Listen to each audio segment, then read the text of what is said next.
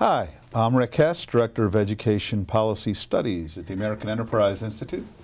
Welcome today to our keynote and conversation with Newark School Superintendent Cami Anderson. Those of you who are watching will notice that we're doing this in a slightly different venue than we typically do. That's partly because we've had a number of folks who seemed intent on somehow disrupting or trying to stifle the conversation that we're having today. But you know what? We don't play that way. So we're going to go ahead and have the conversation and look forward to hearing from you and hearing your thoughts on what Cami has to share. Cami Anderson was named superintendent of the Newark schools in 2011 by New Jersey Governor Chris Christie. Newark is the largest school district in the state of New Jersey, enrolling more than 40,000 students with a budget of roughly $1 billion. Prior to becoming superintendent in Newark, Cami served as superintendent of the alternative high schools and programs for New York City Department of Education. Prior to that, she served as executive director for Teach for America New York, where she launched Teach for America Week, and as chief program officer for New Leaders for New Schools. Anderson has received the Peter Jennings Award for her impact on educational equity, and was recently named one of Time Magazine's 100 Most Influential People. Cami, thanks so much for joining us today. The way we're going to proceed is first, I've asked Cami if she'd be kind enough to take 20 or 25 minutes to share some remarks and some thoughts on the status of Newark, on what you're trying to do, on the One Newark reform agenda that we've heard a lot about, on the new Newark Schools contract. Then we'll have a chance to have a little conversation. And we'll see how things go. Thank you so much. Cami, thanks for joining us. Thanks very much for having me. I'm going to dive right in by talking about 4 kids. I'm going to start with Kimberly, a shy, quiet, compliant girl who still waters run deep, struggling in school, but no one would know based on her overt ability to do well. Eli, who threw the desk out of a third-story window in ways that are difficult to describe, and is the opposite of compliant, but also really has a difficult time managing his anger, his behavior, in addition to being absolutely brilliant at being non-compliant. He's also a phenomenal reader, writer, and thinker. Sophie, a girlfriend of a young man who's incarcerated, who had their kid when she was 16 and dropped out to take care of her because she could not find childcare to allow her to continue her schooling. And Dan, who has tremendous physical challenges and was in and out of about 4 different group homes by the time he was 12, 15 surgeries by the time he was 20, and not surprisingly, had a really difficult time navigating an integrated, non-restrictive environment given his challenges. So I start with these 4 kids and the guiding question: what would a school system look like that would do right by those 4 kids and would honor their genius, ensure that they excelled, and really put all kids on a level playing field to recognize and realize their brilliance? Those 4 kids are seared in my heart and my head every day, and they represent the kinds of challenges that many of our young people face in Newark, and therefore the mandate we have to serve them. I always like to remind people of the consequences of systems that don't honor young people's genius, because we think of school reform as being this isolated piece. I'm an activist by nature, by training, by family history, and by that I mean I believe that every single kid should have access to the American dream, and when school systems fail them, we prevent them from being able to do that. And so this slide shows what you know and what lots of people here know, which is when kids are in failing schools, poor performing classrooms, we are essentially limiting their life options. They are 3 times more likely to be unemployed. Their earning rate, if they drop out of high school, is about half of those who actually finish college. And in a 21st century economy, low-skilled workers, as folks define in the economic terms, only have access to 1 in 5 jobs. So when we fail kids and when we allow them to exist in failed systems and failed schools, we are not just making poor choices now, but we're dooming them to a life of limited options because we lack the courage and vision to do something different and to level the playing field. So with that in mind, I brought this passion, this focus on every kid, this deep sense of activism that is born out of something more broadly than just school reform with me to Newark. And so what did I find when I first got there? And I think it's very important to start this conversation with that context. So the first was just incredibly poor performance and persistently poor performance. What you see on this slide is just a snapshot of all the K-8s, the elementary schools in Newark. On the left is my first year as superintendent, on the right is my second, and the two bars represent NPS and charters respectively. What's important to note about this slide is a couple things. First of all, the red is astonishing. Those are low performing schools with no discernible growth. And you see a lot of red in both the charter sector and an unacceptable level in the NPS piece. The second thing to note is that the red schools were schools that were not only poor performing, which unfortunately in our society zip code still determines how likely you are to be in a failed school, which is unacceptable, but it's still true. You would expect to see low performance, but what you wouldn't necessarily expect to see is no growth. Literally no growth. Over the course of a decade, we had 22 elementary schools in Newark, New Jersey, where at least a third of the kids were reading at no more than a third of the kids were reading at grade level, and there was no discernible growth. So not just poor performance, but persistently poor performance, and not a lot of breakout stars across the board, although obviously some that you can see here in the green. Inefficiency. Newark, 1 out of every 4 central office employees was support staff. The staff to student ratio in our comprehensive high schools was around 12 to 1. Our buildings, as you can see, Newark's one of the oldest cities in the country. We have 3 buildings that were built when President Lincoln was president that are still serving children. And trust me when I tell you, the investment necessary to upkeep a gorgeous building that old was not commensurate with the need. So we literally had buckling floors and facilities crumbling around students in ways that reminded me of something out of a Kozel book. It was astonishing.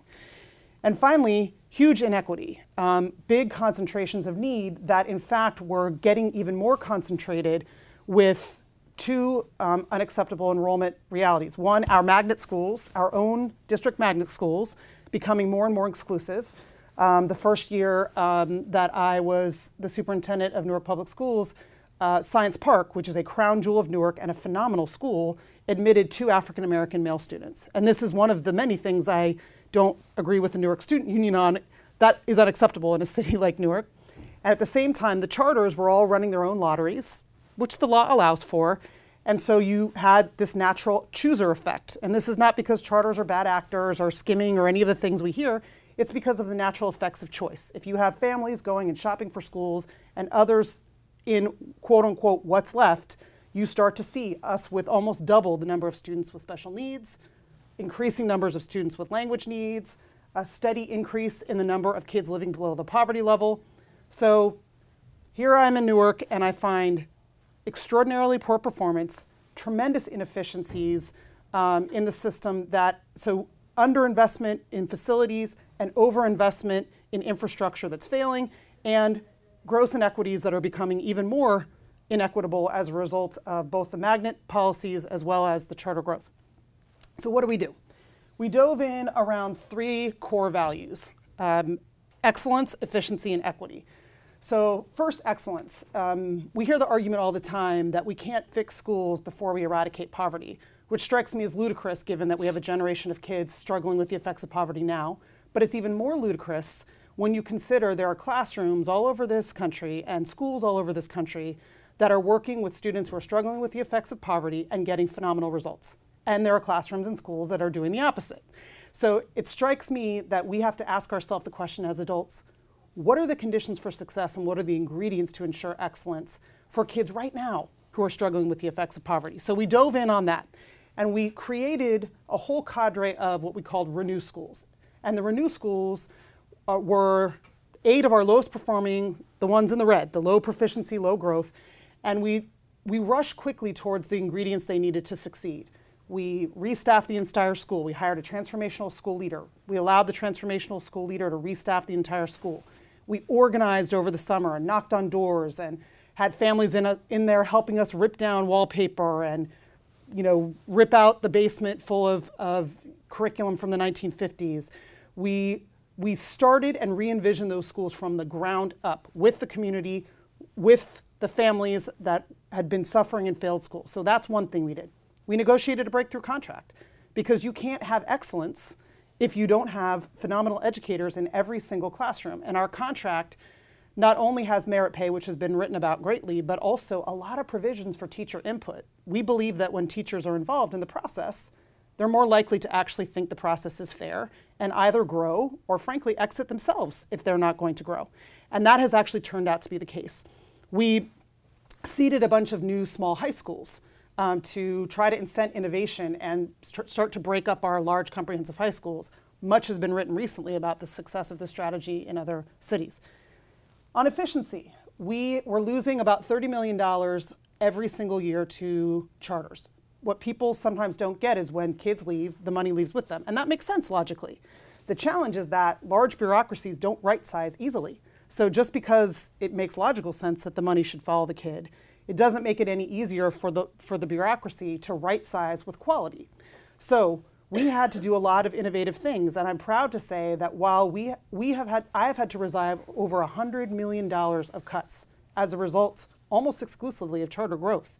And I'm proud to say that our cost per pupil, the amount of money we drive out to the schools, has remained pretty constant. And that's because we were willing to take a bigger haircut downtown, and we've been fierce at uncovering inequities, performance contracts that lacked any clear metrics, and really figuring out how to make sure that the money stays with the young people, even as we lose $30 million every single year. On equity, we cleaned our own house. We changed our magnet enrollment processes, and we allowed for greater equity of matching between kids of interest and kids who wanted to be in some of our higher performing schools. We created more middle school magnet seats so we could get kids time to ramp up to access the more rigorous curriculum. And we really started a very hard look at the extraordinary segregation of our students with disabilities. We have double the national average of students with disabilities in most restrictive environments, whether classrooms or schools. One example, we actually had a behavior disorder, self-contained K-3 school in Newark. If that's not antiquated poor practice and a self-fulfilling prophecy, I don't know what is. We closed that. So we cleaned our own house on the equity piece. One Newark was simply a way of expanding. I can't tell where I am. So One Newark was basically the recognition that with all that good work we were doing at the district, it was still not enough. We needed a citywide vision that partnered with the charters so we didn't end up with the unintended consequences of lack of equity, which was starting to happen. So after cleaning our own house and really putting in place the foundation for success, we widened our vision, and we all came to the table to have an even broader vision called One Newark. So One Newark, at its very core, is a couple of really basic things. So on excellence, let's all measure ourselves by the same yardstick. What a concept, that we all have to look at proficiency, but also at growth, at student need, and critically at student mobility. If a school starts with 100 kids on October 15th and has 100 kids on June 15th, but 30 of those kids change, that's not a good outcome for the city or for that child. Mobility is the enemy of progress. So the first was, let's measure ourselves fairly, consistently, by the same yardstick, and let's have a fierce focus on all kids, on equity, and on mobility. Because in the absence of that, you can incent all kinds of crazy things by just talking about percent proficient. That was one thing. The other was talking with some of the charters about taking on some of our more struggling schools where there was high family demand. So I'm very proud to say that with all of the demand for charters, we were able to do a radical restructuring without closing any schools.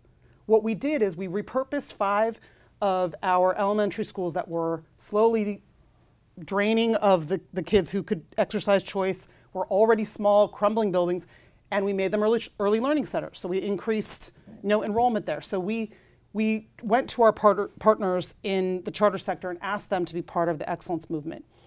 As far as efficiency, I thought I was going to be able to see this. We developed a citywide facilities plan with the charters that we still haven't fully executed that's going to require a big, bold third-party solution. It's going to cost over $1 billion just to bring our facilities to standard, let alone to move them forward, and that's something we're focused on. Right sizing, I mean, we had to eliminate over 1,000 positions, and NPS is the second biggest employer in Newark. So if folks want to understand, where the frustrations are, that's one. And so we've been working to come up with solutions to work with Newarkers who are displaced, to receive retraining and to frankly get the excellent educational options that we failed to give them in the first place, so that we don't end up increasing the poverty level in Newark while we're reforming schools. That's an unacceptable outcome. And on equity, our universal enrollment system preferences students living below the poverty level, neighborhood students, siblings, and students with disabilities. And we're the first system in the country to have tackled all of those things with our charter partners. In the absence of that, we believe we could further create inequities, which is not the mission or the goal of the school reform movement. It never has been, and it never should have allowed to get that way. So with all this work, a lot of structural talk, we talk about enrollment. We are so proud that after 3.5 short years, we're starting to see some very exciting early indicators that haven't been talked about enough. And in fact, when you and I corresponded about one article that you wrote, one of my concerns was we're not talking about what's working. We're not talking about the fact that we're moving the needle. We're talking about everything but that. So I'd love to share some of these. So our enrollment as a system is up for the first time in a decade, and that's overall, and that's also NPS, even while the charters have increased market share and student enrollment. We've built over 1,000 new early childhood seats. This is a multi-pronged impact, right? So you get kids in earlier, they learn more, they're ready for kindergarten, but it also has allowed us to close fewer schools, renovate some of our buildings, and we got a Head Start grant, second district in the country to get a Head Start grant to do that. We're seeing real and tremendous growth in our Renew schools. So our first generation of Renew schools finished their second year. And it was hard in the first year because we could tell the morale was up, teacher morale, family enthusiasm, just the whole feel of the school. We had people saying they couldn't believe the transformation at Camden. But as everyone knows, you don't see student achievement results in your first year. Typically, it's your second and third year. And we're proud to say that we saw gains in reading and math, and in 6 of the 8 in both, in addition to all the other leading indicators that we've seen. We've increased graduation rates by 10 points, but because of my background as the alternative high school superintendent, we've done that while we've increased the number of kids graduating and decreased the number of kids dropping out. You can increase grad rates the cheap way by actually just decreasing your denominator. We didn't do that. We actually increased it significantly while retaining more kids, and while 11% more kids passed the proficiency test, so without giving away diplomas that turn out to mean very little. So our grad rate increases are significant. And we've put a real focus on differential management of educators. So between last year and this year, 95% of our high performers stayed in the district, and about 40% of our ineffective exited. And that's in large part because folks are opting out, and we're able to either help people grow or help them to make a different choice. So finally, and in closing, I want to go back to Kimberly, Eli, Sophie, and Dan. The reason why these young people are so important to keep at the forefront of any discussion about education policy is we often lose sight about what this is all about. So Kimberly is a pseudonym for a girl that I met the day after her best friend was murdered in cold blood on Christmas Day in Newark. And unfortunately, this kind of violence happens so much in Newark, but this one was particularly hard because this girl was just taking out her trash on Christmas Day. And Kimberly's her best friend who got up and went back to school on time right after we started after the Christmas holiday. Kimberly is a Newark Public School student who we need to serve, and we need to serve at extremely high levels, and we should not accept the red school that Kimberly was in, which is now being run by KIPP. And I guarantee you in 3 years, their results are gonna more than triple what we were getting for the previous decade. Eli is a kid from when I taught, the guy who pushed the door out the third floor classroom. I actually once tried to get him to show me how he did it because I still can't quite figure it out. Incredibly brilliant kid who I cast as the lead in a school show that I directed and produced while I was teaching because I believe that arts and other ways of connecting with kids must live alongside academic excellence. And through the power of Facebook friending, happy to say that he's doing awesome, even though he literally tripled the number of gray hairs that I had in my first year as a teacher. Sophie is a kid from District 79. I was the superintendent of District 79 for 5 years, and that's a district with all the students who failed out of the traditional system. And too often in education reform, we put the students who are struggling the most, in need of the most support, the most innovation, the best educators, we camp them in basements and in schools, and we move them around. We think of them as undesirable. And this, to me, is the great farce of the educational equity movement. It's when we say all kids, we've got to mean it. And we've got to lock arms and figure out how we make sure that we work with all kids. And Dan is a pseudonym for one of my brothers. I'm not sure if you know this, but I'm one of 12. I have 9 adopted siblings, 9 of us within 3 years of one another in age. And you might ask how that's possible. And it's because my folks adopted 9 kids, mostly from a broken child welfare system, maybe the only system more broken than public education, that deemed them hard to place. And I saw firsthand the effects of ableism. I mentioned that he had had 15 surgeries by the time he was 15 and had been in 4 group homes. Racism, and all of the other things that play out in schools. And it just struck me as grossly unfair. I think it was Dewey who called education the great equalizer. That school should be a place where we level the playing field, where we actually give every kid a fair shot, not where inequities are further exacerbated, and not where inequities are further cemented. So that passion and those 4 kids, they're here with me every day. And I think, and I hope that my presentation has shown you that we're making progress in doing right by them. Some days I feel we're moving too slow. A 3rd grader only has 1 3rd grade. But by any and all measures, I think we're onto something. Thanks, Cami. So look, let's get right to it.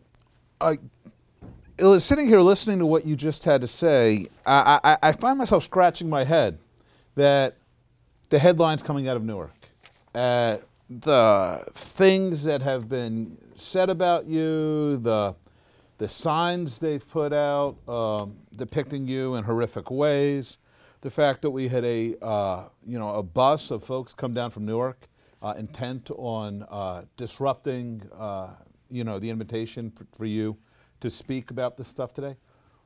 Why all this outrage? What's going on? Well, a couple things. First of all, I feel like I wish that everyone could walk a mile in my shoes or the shoes of anyone on my team who, go to schools every day. Change happens at kitchen tables, at small forums, at summits on the corner, at exchanges at the grocery store, round tables, coffee clutches, all of which we do every single day. And I wish more people would cover those, because what one would discover is there's a wide diversity of thought in Newark, just like anywhere, right? And so the notion that somehow the 20 folks who are affiliated with very specific adult interests where a lot of money is being spent represent, the families of Newark, I think is inaccurate. And, for every family member I get who comes and yells at me because they didn't get into the one school that they wanted to get into, is someone who gives me a hug, who slaps me high five. People are elated, people are wait and see, people are frustrated, and everything in between, right? So there's a lot of diversity of thought, and there's a lot of grassroots work that's going on that I'm very proud of. My dad was an organizer, so I was trained in organizing, and it just takes time to have those conversations. But there's a wide diversity of thought, and even folks who have been very vocal critics of mine will admit that poll after poll show that the tenets of One Newark are extremely popular. And so this is not surprising to me, and this is what I discover on the ground. I think the other thing to keep in mind is there's tremendous dissatisfaction at the grassroots level. So we have 43,000 students, about 20,000 folks basically tried through some way of universal enrollment to change schools. That's tremendous dissatisfaction. And same thing, poll after poll shows dissatisfaction and a real appetite for bold and aggressive actions for all the reasons that would be obvious. And so I had a group of moms from Belmont Runyon lobby me to renew their school. And then when we did, they had a party for me afterwards. But we don't, those are sort of things that are getting buried by what I would call a relatively small group of folks with a very specific ideology that is anti-teacher accountability, anti-choice, anti-charter, and anti-state involvement. It's a specific political ideology that has been backed up with significant resources. And with those folks, it's pretty difficult to find common ground. But it's funny because, as I listen to you talk about the plan, it seems like there's such a profound emphasis in the way you're describing it on equity. It seems like, somebody like me gets a little squeamish. You start about like you have gone after overstaffing at the central bureaucracy, but you're also worried about job placement for these folks. So I'm like, heck, that's their problem. It seems like you're going above and beyond on that count. It seems in the contract, you've got this provision that 51% of teachers at a school can waive elements of the contract in order to create the learning environment they want. These seem like things that at least would be open to conversation. That, I get that people are going to disagree. I get people are going to worry about implementing. I get that. But it's striking to me that there's this ferocity of the opposition that they don't even want to hear what you have to say or talk about it. Do you have any sense of why that is? Again, I think there's a small group of individuals, and I can't emphasize small enough. There's 250,000 residents in Newark, and there is polling data out there about things like choice and things like teachers being accountable for teaching well and things like universal enrollment, and that are wildly popular. I mean, when you go talk to families in Newark, they want the same thing for their kids that I want for mine, that anyone watching wants for theirs, which is they want a great school. Yesterday, thank you very much. And to the extent that I hear frustration, it is most often around not being able to get into the 1 in 4 schools in Newark that anyone wants to be in. It's around that. It's not around all these other pieces. And so the notion of personalities and politics becoming the narrative has been really frustrating because I think it's taken away from the hard work of what we're trying to do on the ground. And it is true I make people like you squeamish. I'm a proud Democrat and someone who believes in collective bargaining, which despite, what I've been through, I still do. And I believe it is our responsibility as reformers to have a fierce focus on equity. It is not acceptable to me for us to build speedboats while we toss a life preserver to the neediest kids with the lowest performing educators that don't get on the speedboat. It's an unacceptable outcome of reform. It's an unacceptable outcome to say we're going to put out of work, 200 moms and dads who are the parents of the very kids we're trying to serve. And when we know one of the greatest determinants of whether or not the kid is going to succeed is the level of education of the parent, and not have a plan for that. So these are, reversing intergenerational cycles of poverty by providing excellence. But at the same time, I am unabashedly for exiting ineffective teachers who are not growing. Kids don't have 3 grade levels to see if a teacher is going to get better. I'm unabashedly, thrilled that we turned over 3 of our schools to our charter friends because I think they're going to get results faster than we will, and it's not okay for kids to suffer in failing schools for another decade. I'm unabashedly for innovation that challenges the status quo and says, no, we're not, it's not okay for us to have 1 in 4 of our staff members be support staff just because it's too hard to do anything else. So I feel we need to embrace, some of the very core principles that the reform movement has promoted, but we also have to be extremely honest and fierce about equity, or we will simply create new versions of that. And I think we can do it. That's why we're trying to do in Newark. We're trying to create a new scenario where we bring the best of the innovation sector with all of the great community concerns and a broader overarching set of principles around equity. And so where's the ideology of the people who are attacking you? Are they concerned? What are they opposed to exactly? I think there are 3 kind of pieces, and I alluded to them earlier. There's a group of folks that are absolutely opposed to choice and charters. And that's wrapped up in a lot, which I'm sure you've written about. I think there's another group of folks that still believe the public is with them when they defend policies that say a teacher can be ineffective 3 years in a row and still stay in the classroom. I think they're making a gross miscalculation that families in Newark or anywhere for that matter think that's okay. So there's a group there. And then there's a group that's, very frustrated by any outside forces from the state. I happen to have been appointed by Governor Christie, although I regard my job to be, accountable to the families of Newark and outcomes for that matter.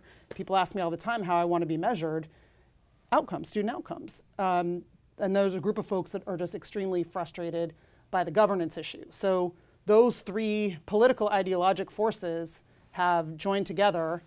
There's some irony there between, those who would protect adult interests over children and those who are fighting, for community engagement and input.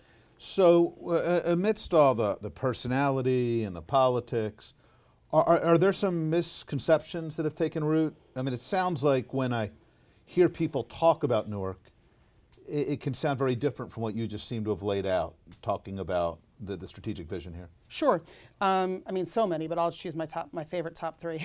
One, a lot of individuals who are against what we're doing for political reasons. We're looking at some of the same polling data that folks who are proponents of choice are looking at, which basically said the only way to make the One Newark plan unpopular is to brand it as a closure plan being pushed by an outsider. And I got to give them credit. They did a great job of branding it that way, but the reality is there's not a single closure in this plan, not one single closure.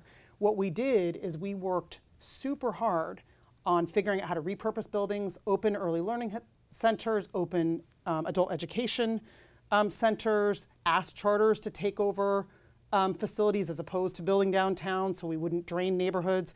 So not only is it not a closure plan, not only are there no closures, but in fact the entire thing was structured, moving things we incubated elsewhere back to the comprehensive high school so we wouldn't have to close them.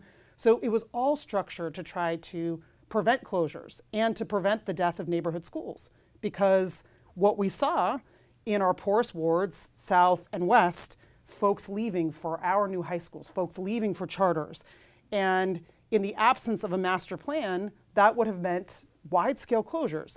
And because of our work with the charters, because of our willingness to take the new stuff we incubated elsewhere and put them in the neighborhoods, because of our ability to transform 2 places into adult learning centers with new money from a different funding stream, early learning centers from a different funding stream, the whole thing was aimed at no closures and a fierce protection of neighborhood schools while also accelerating the work of excellence. So that's a big one. And did reporters accurately, if there were no closures, absolutely not. There were a great deal of resources spent during the mayoral campaign, and both candidates who knew that this was not the case, described it as a closure plan and spent a great deal of time talking about who proposed it and a lot about me personally, which has become a very persistent national strategy. The sort of metaphoric shoot the leader strategy that I've been on a very well-resourced end of that approach. The other thing is that there was no input. I mean, we made at least 10 pretty significant adjustments to the plan as a result of community input. Some adjustments I didn't actually think were great for kids, but I felt we needed to make to ensure that there was enough momentum and trust building.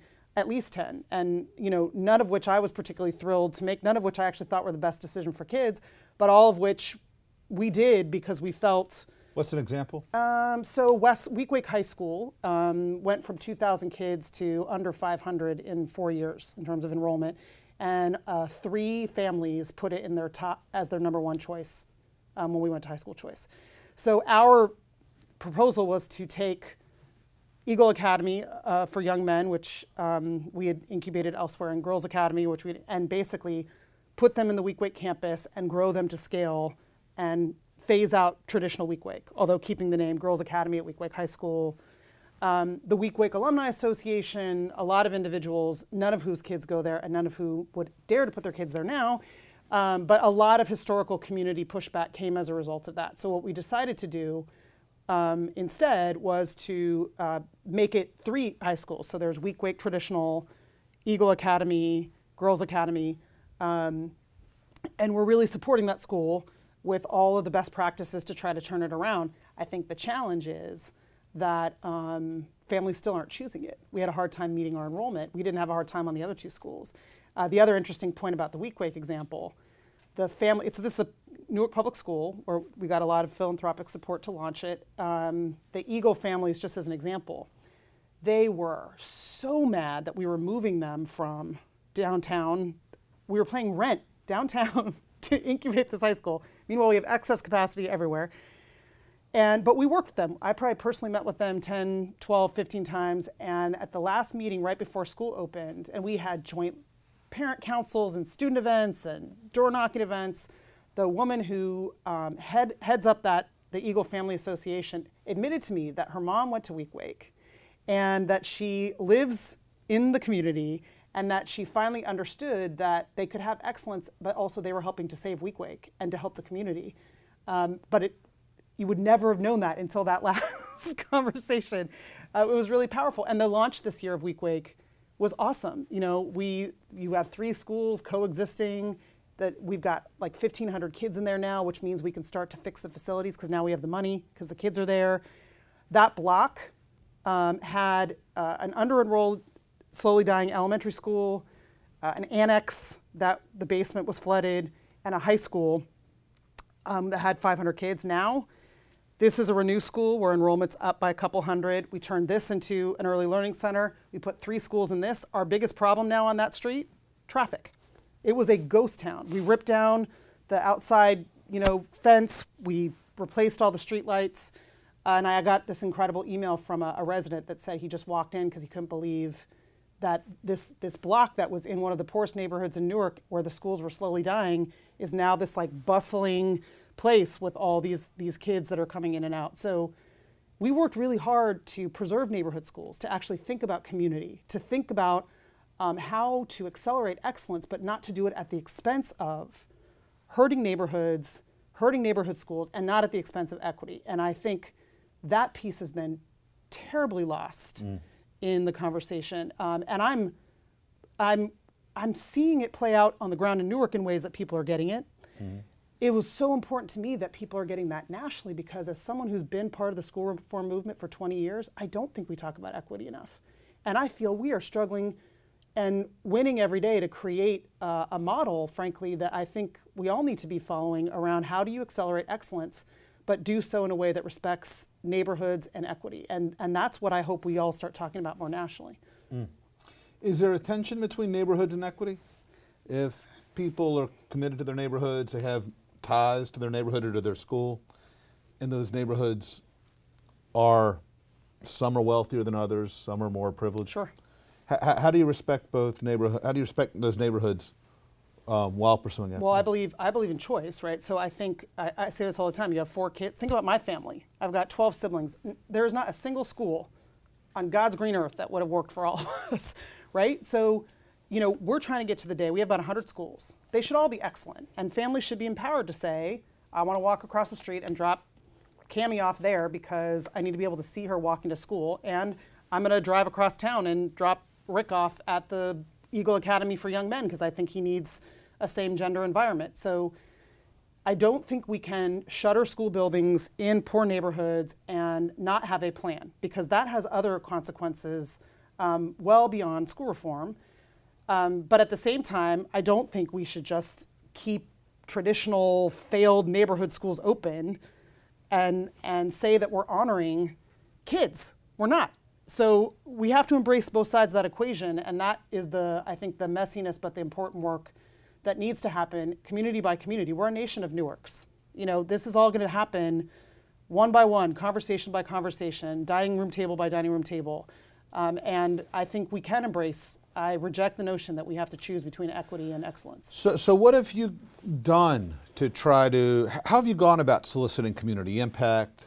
How have you gone about trying to engage communities? Sure. Curious. A lot of grassroots stuff. So first of all, we have replaced 2/3 of our principals with significant recruiting and very high bar for selection. And they think of themselves as organizers. We have basically said, you're an instructional leader and you're an organizer. And they have embraced that like you would not believe. So what's great 3.5 years in, if I say to a principal, I'd love to come and sit in your auditorium and get some feedback from families, they can feel it. They can feel it because they are out there keeping their schools open Saturdays, Sundays, door knocking, community events, partnership events. So that's one piece. And then our core team, we're out and about all the time. I have a whole teacher brown bag series. I've probably done a brown bag at, at least half of the schools in Newark where I buy everyone lunch and say, no holds barred, feedback, questions, let's have a conversation.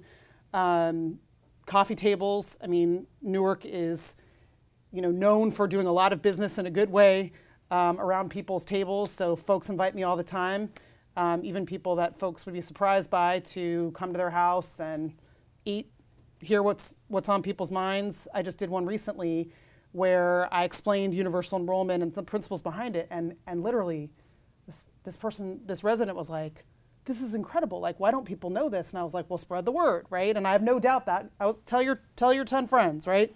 So grassroots,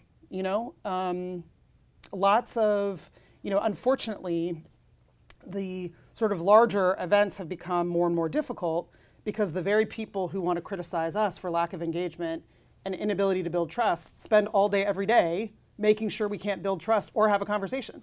So we've, I tend to think the grassroots stuff is more successful anyway, but there has been a very small, and I can't emphasize this enough, a very small number of people who have literally made it their mission to ensure that no real dialogue is occurring in those big forums, but it is definitely occurring at schools and in dining room tables and in lunches and I always say the sidewalk summit. You start talking to one person, before you know it, you got 5. And our entire team and our principals are not only engaged in that work, but we see this as critical long-term strategy to embed the demand for excellence, so that nobody accepts mediocrity as acceptable. No one should. No one should. Yeah. No, I think, it's fascinating. We've had, I don't know, 150 of these events or more since I've been at AEI. We've had Superintendent Michelle Rhee, not too long after she closed a number of DC schools right here in town. Joel Klein, when he was controversial in New York. John Daisy in Los Angeles. We've had state superintendents, we've had governors. Never before had such a disruption threatened that we were actually had to reprogram the way we did the event. It just seems profoundly destructive in terms of the ability to have honest, reasonable, useful arguments about what are we doing and how to do it better. How do you overcome that? Again, it's regrettable that we're even focused on this right now. It's 20 or 30 people, and despite the significant amount of investment that that the political groups who are anti-teacher accountability and anti-charter and choice have spent, that's pretty much as large as it's gotten, and they really don't represent what's happening on the ground. And so it is unfortunate because we have to, make adjustments and find ways to have those real conversations, because the objective is 100% to prevent them from occurring. And it is great, there is a great irony there that the folks who are talking about engagement and trust building are actively pursuing strategies that make that impossible in large forums. But in smaller forums, it's happening. And the other thing that's happening is success, right? So ultimately when your school gets better, you're a happy customer. So on both of those counts, both on trying to drive improvement, and then second, to overcome some of these practical political challenges, are there particular lessons you feel like you've learned? Or are there insights that are applicable to other communities and other urban systems? Sure. I mean, I think one insight is we need to really wrestle with what happens when charters start to reach scale. Charter 1.0 was, let's put together the ingredients for success and show that all kids can learn, even those who are struggling with dire effects of poverty, and let's make it happen, right? That was a tremendous service to the movement, because we stopped asking, can all kids learn? And we started asking, why aren't all kids learning? 2.0 was, let's make more of that faster, because kids are trapped in this failed system.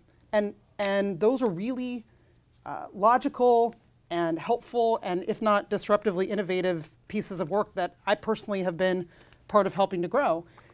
To me, Charter 3.0 is what happens when charters start to hit a large percentage of the market. If not, so obviously New Orleans is 100% or 95%. We will go from the charter serving 5% of kids in K-12 to 40% in 7 years. That's huge. And so the first is, as we start to see this kind of scale, we need to have master plans in cities that guard for equity and for neighborhoods and some of the other consequences of employment and other issues. We can do that, and that's something that I would argue should happen well before that scale is achieved. This, One Newark, the master plan according to One Newark, needed to be affixed before this sort of rapid market share growth occurred. And I would argue that other cities are wrestling with some of the same issues. And that's something we need to be having frank conversations about. I believe we can embrace innovation while also making sure that we keep an eye towards equity. I think the second thing is, knowing what I know now about how much money and effort was going to be spent at the political forces dominating the narrative, if you will, I think we could have done more and will continue to do more to document, share, and somehow communicate what's happening at the grassroots level more effectively. And that should have been highly resourced and, just even the ability to combat misinformation. I mean, I recall having a dinner conversation with my husband, demanding to know whether I'd met all of his cousins because there was a rumor that I had appointed a principal because she dated his cousin. And I heard it so many times from so many people that I was interrogating him at our dinner table. And he was like, Cami, stop, you know all my cousins. But I'm saying that the communication strategy needed to be much more organized, well-resourced, ability to combat misinformation quickly, as well as document some of those grassroots conversations, the good ones, the hard ones, the happy ones, so that people could get a much richer understanding, a much clearer, a much truer understanding of what's actually happening on the ground instead of the misperception that the 20 folks upstairs are leaving. I have people all the time in the community come up to me and say, we're so embarrassed. We're so embarrassed that Newark is stereotyped like this, as if we all are against what's going on, A, or B, even if we are, that we aren't capable of having like a tough, solutions-oriented conversations. Tons of people in Newark are not only capable of that, but are phenomenal at that. Newark is a highly engaged city. And so they feel frustrated that their community has been stereotyped by a small number of individuals with political access to grind. So, the second piece is just, I think we could have done, and we will continue to try to do more to share a more accurate picture of the diversity of thought on the ground, as well as to really try to combat, people still think that One Newark is primarily about closures. Like, folks that are pretty plugged in because of the effective misinformation campaign. And I think finally, I personally didn't fully, I underestimated how many stakeholders benefited from the status quo. So whether it was contracts or, when you have an opaque enrollment system, who wins, right? The folks who can work it. Getting people jobs, putting contractors to the front of the line. I mean, you hear of these stories, but I mean, it was overwhelming. It was overwhelming. And so when I hear people say, I alienate my natural allies, and gosh, I'm like, I don't know who those people are, because one by one, it felt like there was everyone had a lot to lose, because while kids were suffering, there were a lot of adults that benefited from the status quo. I'm not exactly sure what to do with that insight or what I should have done differently. But it's certainly, I underestimated it. And I don't know what I would have done strategically to address it, but it was certainly much more profound than I realized. The Newark effort has partly gotten so much attention because it has been supported in part by a large gift, $100 million by Facebook founder Mark Zuckerberg made in 2010. few months before you, I think 6 months or so before you started the job. It's actually quite a bit longer than Longer that. I than remember. that. Yeah. What I'm curious about is, as you look, as you look forward, what are the kinds of support, what are the kinds of things that folks in the community or nationally that you would look to them that would be most helpful in terms of driving school improvement in Newark? Yeah, so we've benefited greatly from a tremendous investment from the Foundation for Newark's Future in our labor strategy. So there was a tremendous amount of money that was utilized for our contract, some of the merit pay pieces, but also just some of the research and legal thinking around how do we make sure we have great people in every classroom and great folks running every single school. So there's a whole piece of investment around labor that we also hope to maximize when it comes to, we're working our way through all the different collective bargaining units. We got a merit pay contract with our nurses union. We're in talks with a bunch of other unions, and as part of that labor strategy, we're also thinking through, is there an education and retraining investment that would assist us with Newarkers who were impacted by the right sizing of the district, so that we can actually increase their kids' outcomes, but also, employed and educated parents, are things that help to reverse intergenerational cycles of poverty as well. So there's a big labor piece. There's another big piece around new models that has been tremendously helpful. So the new small high schools work. We are really thinking with the investors around how do we create a collective action solution to working with students with disabilities. I mean, we're all failing at it, to be honest with you. I mean, there are individual teachers and individual schools that happen to have extraordinary educators. We're lucky in Newark, we have a couple of phenomenal principals, but by and large, when it comes to getting great outcomes for students who have IEPs, we're not doing a good job. So really thinking through collaborative solutions, out-of-the-box models, teaching practices. I mean, at a very sort of practical level, how do we embrace how to serve our kids that are struggling the most, also overage undercredited kids. So there's a big piece around school model development and hopefully making it more of a sort of collective action issue, not that the charters are over here fixing it and the district's over here, but that we ask some tough questions and have some real dialogue about, really thinking out of the box about school models for all kids. We all kind of happen upon this no excuses model, which works for some kids and brilliantly slow. But, we need some innovation in the innovation sector. And that's a piece that I know that the Foundation for Newark's Future has already invested in. And I would imagine that they'll continue to invest in, not just with us, but across the sector. And the third, is really thinking through the advocacy and communications piece of the work. When 20,000 of your 43,000 clients are telling you that they're not happy, there's got to be a way of empowering residents to demand excellence in ways that push schools to be fixed quicker. And, that is it should not shock you that community organizing is not the core competency of many districts.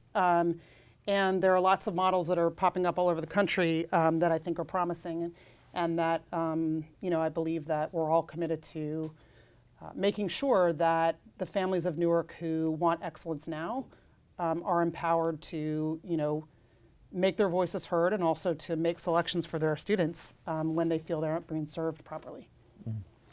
If there's one thing that you've done or said that you could have a do-over on, is there anything that comes to mind? Oh gosh, one, I mean, this is hard work. I'm sure there's like one thing a day. Again, I think just really thinking through how to better document and better communicate our grassroots work. Yeah, that's not one thing, but images are flashing of all the meetings and things that I've said, and when I looked up and there was no camera, no reporter, or no one documenting it, and it was just a huge missed opportunity to communicate the richness of the dialogue. It's a personal disappointment to me, and I'm sure you'll find this funny, if not distasteful, but I'm an organizer at heart. Honestly, the fact that the story of the grassroots work we're doing has not only gotten lost, but in fact that we've been sort of branded as the opposite is of grave personal disappointment to me because I've always been someone in the school reform movement who believed in that kind of engagement. And in fact, often in places where folks disagree with me.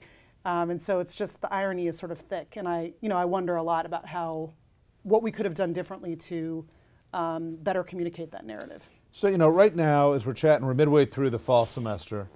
So as we look to spring 2015 or the following school year, spring 2016, is there one metric that you would point folks towards to say, look, this is really what you keep an eye on to see if we're making the progress that I'd hope for? If you don't mind, I'm going to pick two. Okay. So one is just overall enrollment and retention of kids. So I think the fact that we have significantly more students as a city, but MPS as a system for the first time in over a decade, that's a pretty big metric. Most people would agree, just like census data for cities. You want to see family enthusiasm, and you want to see, folks staying in the system. So that's one piece. But obviously, you want to make sure they're being served in better schools. So what we are really focused on measuring the number of high-quality seats we've grown. And there's a lot of ways to define that. It's not just student outcomes. It's teacher quality, principal quality, family satisfaction, enrollment trends, retention trends. And so we're actually working right now to have a nuanced but important definition of what does a high-quality seat mean. So I would argue, as an example, Burgaw Elementary School that I defined earlier that the district used to run, we just handed it over to KIPP. Now, KIPP may not see those huge student outcome gains, but I would argue that in the span of 3 months, that went from a low-quality seat to a high-quality seat. So we want to define the indicators of what would a high-quality seat be and how many kids are in those high-quality seats, but importantly, how many kids who struggle the most are in those high-quality seats, because we too often in school reform celebrate that we've served 5% more kids who happen to be the highest performing or the most able to express choice at the expense of, at times, those who don't possess those qualities. And so I would want people to measure us on the growth of the high-quality seats according to a number of metrics and how we're able to grow those seats for all learners, kids who are doing great and kids who are challenging us to think differently about how to serve them better. Cami, thank you so much for taking the time today. It's a pleasure to have you here. Good luck with everything you're doing in Newark. Great. Thank you so much.